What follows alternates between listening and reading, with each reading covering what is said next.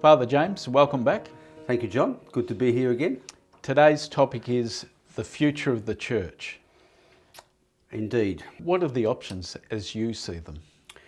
One of the big ones that's arisen in the last only 3 or 4 years is a thing called the Benedict Option, which has evolved from the writings of an American journalist, Rod Dreher, who plants the idea that the church needs to go back to the time of St. Benedict, which is the 8th century, and in the face of a lot of opposition back in the 8th century, what we sometimes refer to as the Dark Ages, the life of the church was kept alive by these Benedictine monks in monasteries who maintained Catholic culture, maintained writing, maintained the liturgy, maintained music, all those things. So they were seen as cultural havens in the face of an aggressive and anti-church environment. So Rod Dreher suggested that's the situation the modern Catholic Church is in, and that it needs to form these much more tight-knit communities to maintain Catholic culture, a little bit like Orthodox Jews do in the modern world. They're small numbered, but they're clearly distinctive, and they keep their culture and their language and their heritage firmly entrenched, but they don't necessarily share that very widely. That sounds a bit like going underground. Well, funny you mention that, because I would argue something very similar, that indeed it is a type of approach to the world that Christians have never actually done. The approach of Christianity has always been to engage with the world. And if you go back right to the beginning, when Christians were under a lot of persecution and there was a lot of martyrdom, they still didn't withdraw and hide themselves away and attempt to maintain what they had in small groups. They embraced the Roman community, and they embraced trying to transform society, which has been quite a different model than what Dreher suggests. So it's transformation against a maintenance and holding model, which he seems to be advocating. Is there much support for this concept? There is a little bit of support. I think you'll find that there's a lot of people in the Catholic Church that are quite battered at the moment about all sorts of things, and they do recognise that there is now a lot of secular hostility and media hostility to Catholic things, and maybe that's been caused by the abuse scandal, triggered by abuse scandals, but there is generally a lot more hostility in the wider world to Catholic thinking and Catholic actions, and I think some people do find this model attractive. You can understand where the sentiment's coming from, but isn't it defeatist? Yeah, I think it is. So this tends to have been the first option that's discussed, which is a withdrawal, go behind the walls, keep what we have and build up those communities. It's a survival thing, almost a bunker mentality. It's getting traction and a little bit of popularity because we don't discuss other models. And I think there are other models. And what are they, as you see them? Well, again, there's a couple. One of the ones that's been tried quite heavily in most Western countries is the assimilation model. And I call it the church as club model. So the church is no longer, it's identifying with a whole lot of social reasons, social causes, and it's trying to make itself relevant and popular, and the sub-message is get people to come back to church because of its social stances.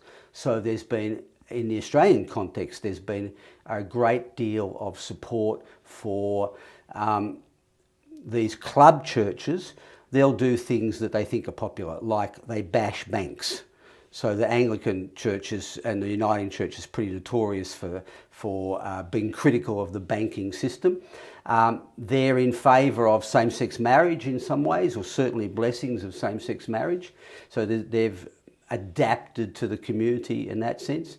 They're very au fait with a high refugee intake, and also all that and Indigenous studies and the development and the not too much with development, but the the pushing of Indigenous causes and issues into mainstream psyche and mainstream commentary, and I would argue they've promoted those things very vigorously.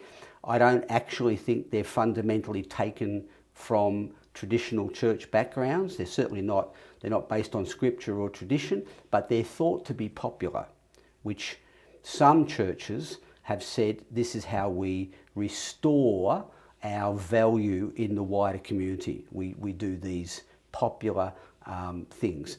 My argument is they've actually brought about a faster decline. So the assimilation model, for want of a better phrase, has meant that these churches are no longer churches but have turned themselves into mini clubs. And there's such a host and variety of them, all standing for different things, but there's no coherent strategy out of any of it. But a lot of those issues you mentioned, like the behaviour of the banks, other same-sex marriage, they're legitimate issues. Yeah, I'm not saying they're not legitimate, but I'm not saying they're not worthy of discussion.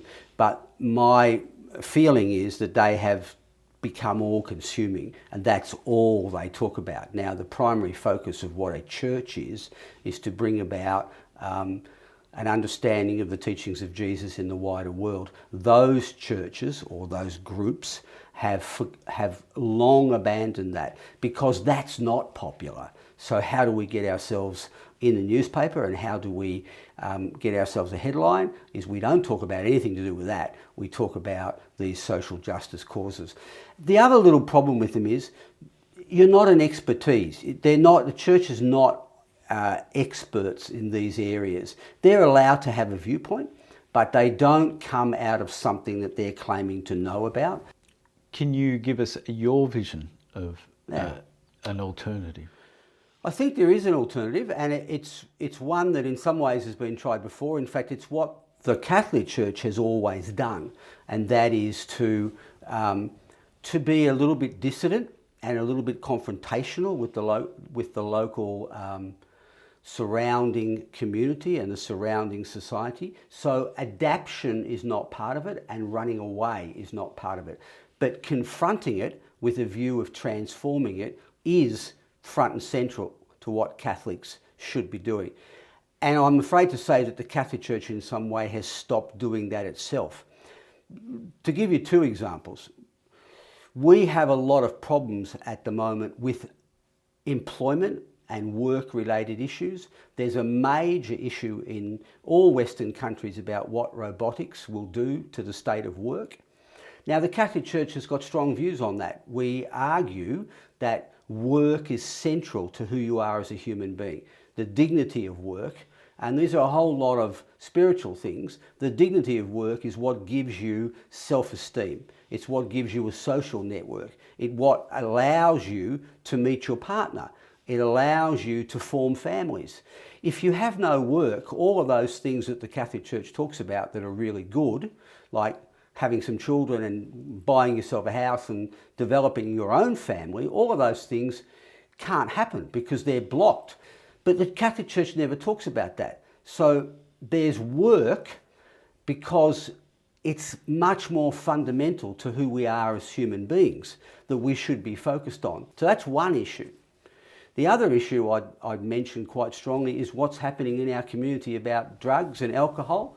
Now, drugs and alcohol have always been around, but we don't have enough services in those things, and the church is virtually silent on this matter. There's no expertise in the Catholic Church about drugs and alcohol, but we need to have them, and we should be running programs where we're saying, if you can't function in society because your major thought is where is my next hit coming from, then there's a problem. That's the same as being unemployed. You're not functioning. So drugs and extreme alcohol lead to non-functioning individuals. And the church should have a lot to say about that. It should be talking to the community saying, this is not good enough. It needs a dissident and a pushy viewpoint that says we can do better as a society, and even go further, we in the Catholic Church know how to do it because here's an example of the programs we are running.